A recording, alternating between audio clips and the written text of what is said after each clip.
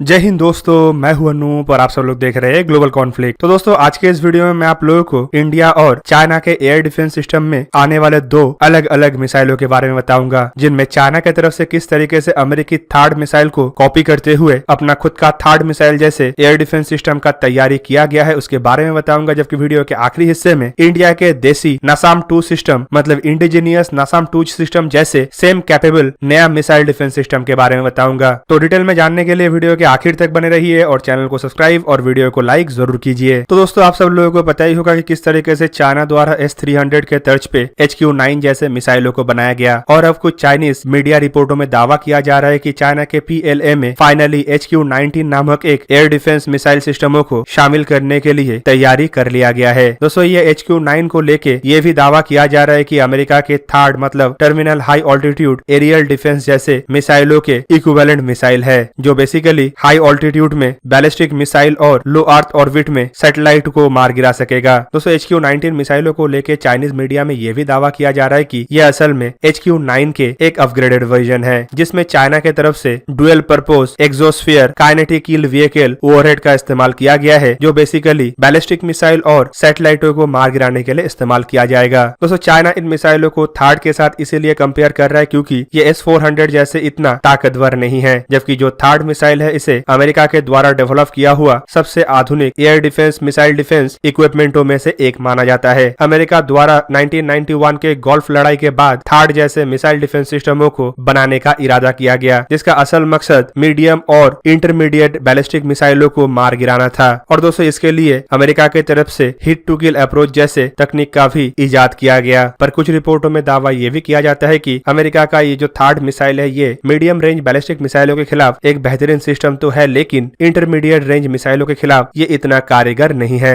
China की तरफ से 2018 में HQ-19 जैसे मिसाइलों को बनाने के लिए सबसे पहले अनाउंसमेंट किया गया था। तब चाइना का कहना यह था कि इंडिया द्वारा और साउथ कोरिया द्वारा जिस तरीके से बैलिस्टिक मिसाइलों को डेवलप किया जा रहा है, उसके खिलाफ चाइना को बैलिस्टिक मिसाइल डिफेंस शील्ड का काफी ज्यादा आवश्यकता है। इवन अगर देखे तो चाइना के द्वारा रशिया से भी S-400 सिस्टमों को खरीदा गया है, लेकिन कई जगहों में यह भी कहा जाता है कि संभावित चाइना MTCR का मेंबर नहीं है, इसी वजह से उसे शायद 400 किलोमीटर रेंज वाले S-400 के इंटरसेप्टर मिसाइल नहीं मिला होगा। पर चाइना अपने कॉपी के नीति को बाखूबी आजमाते हुए कुछ सिस्टमों का डेवलपमेंट ऑलरेडी कर चुका है। चाइना द्वारा इन मिसाइलों के सफलतापूर्वक परीक्षण का भी दावा किया जाता है, जबकि चाइनीज मीडिया में यह भी कहा जा रहा है कि यह मिसाइल किसी देश को ध्यान में रखते हुए नहीं बनाया गया है, बल्कि अपना खुद का सेल्फ डिफेंस के लिए बनाया गया है। दोस्तों ऑफिशियली फिलहाल चाइना की तरफ से HQ-19 के कोई भी कैपेबिलिटी के बारे में कुछ जानकारी जारी नहीं किया गया है, लेकिन चलिए थोड़ा HQ-9 और थार्ड जैसे मिसाइलों के बारे में जानते हैं। दोस्तों चाइना के HQ-9 मिसाइलों को रशिया के S-300 के तर्ज पे ही चाइना द्वारा बनाया गया। इसे 1980s में चाइना की तरफ से बनाने का प्रस्ताव रखा गया, लेकिन चाइना को सक्सेस 1997 में मिला। दोस्तों 1300 किलोग्राम के वजन के इसका मिसाइल है, जबकि इसका मिसाइल की लंबाई 6.8 मीटर है, जिसमें 210 किलोग्राम के वॉरहेड का इस्तेमाल होता है। और दोस्तों इसका जो मिसाइल है इसमें 2 स्टेज के सॉलिड प्रोपेलेंट रॉकेट का इस्तेमाल किया गया है। इवन इन मिसाइलों के अलग अलग वर्जन का अलग अलग रेंज है, जहाँ पे चाइना का दावा यह है कि FD-2000 वर्जन का रेंज 200 किलोमीटर, HQ-9A का रेंज 250 किलोमीटर और HQ-9B का रेंज 300 से अधिक किलोमीटर है। जबकि इसका फ्लाइट ऑल्टीट्यूड को लेके भी अलग अलग तरीके का दावा है, जिनमें कहीं पे इसे 27 किलोमीटर तो कहीं पे इसे 41 किलोमीटर कहा जाता है। इसका मैक्सिमम स्पीड मार्क 4.2 है और इसमें गाइडेंस के लिए इंटरनल गाइडेंस सिस्टम और एक्टिव रडार होमिंग जैसे इक्विपमेंटों का इस्तेमाल किया गया है। इन इक्विपमेंटों को चाइना के पीपल लिबरेशन आर्मी एयरफोर्स और नेवी के द्वारा इस्तेमाल किया जाता है। दोस्तों ऐसे मिसाइल चाइनीज एयरफोर्स में 8x8 ट्रांसपोर्ट इरेक्टर लॉन्चर के साथ तैनात है, जबकि चाइनीज नेवी के टाइप 52C और D डिस्ट्रॉयर और टाइप 55 डिस्ट्रॉयर में इस्तेमाल होता है। दोस्तों वहीं पे अगर थर्ड मिसाइलों को देखे तो इसे अमेरिका के द्वारा 1987 से डिजाइन करना शुरू किया गया, लेकिन 2008 में इसे पहली बार अमेरिकी फोर्स में इस्तेमाल करना शुरू किया गया। 900 किलोग्राम के इसका मिसाइल है, जिसका लेंथ 6.17 मीटर है, जबकि इसका डायमीटर 34 सेंटीमीटर और ये एक सिंगल स्टेज रॉकेट के द्वारा ऑपरेट होता है। दोस्तों इसका रेंज को लेके कहा जाता है कि कम से कम ये 200 किलोमीटर तक टारगेट को निशाना बना सकता है, लेकिन इसका फ्लाइट सीलिंग मतलब ऑल्टीट्यूड तक मार्क करने का क्षमता करीबन 150 किलोमीटर है, जो HQ-9 के तुलना में करीबन 6 गुना से भी अधिक है। जबकि दूसरी तरफ इसका स्पीड भी करीबन मार्क 8.24 है, मतलब ये HQ-9 के तुलना में दुगना रफ्तार से ट्रैवल कर सकता है। जबकि दोस्तों ये जो हिट टू किल टेक्निक का इस्तेमाल करता है, इसका मतलब ये भी है कि इसका एक्यूरेसी एरर 0 है, मतलब ये 100% 100% एक्यूरेसी के साथ एक हाई स्पीड से मूविंग करने वाले टारगेट को हिट कर सकता है। दोस्तों अब चलिए बात करते हैं देसी नासम 2 सिस्टम के बारे में। आप सब लोगों को पता ही होगा कि इंडिया के बड़े शहरों को प्रोटेक्ट करने के लिए multi layer missile defence system तैनात करने का एक बड़ा प्रोग्राम है और दोस्तों इसके लिए नासम 2 सिस्टम के ऊपर भी काफी चर्चा हुआ था। अमेरिका के तरफ से इंडिया को integrated air defense weapon system $1.86 billion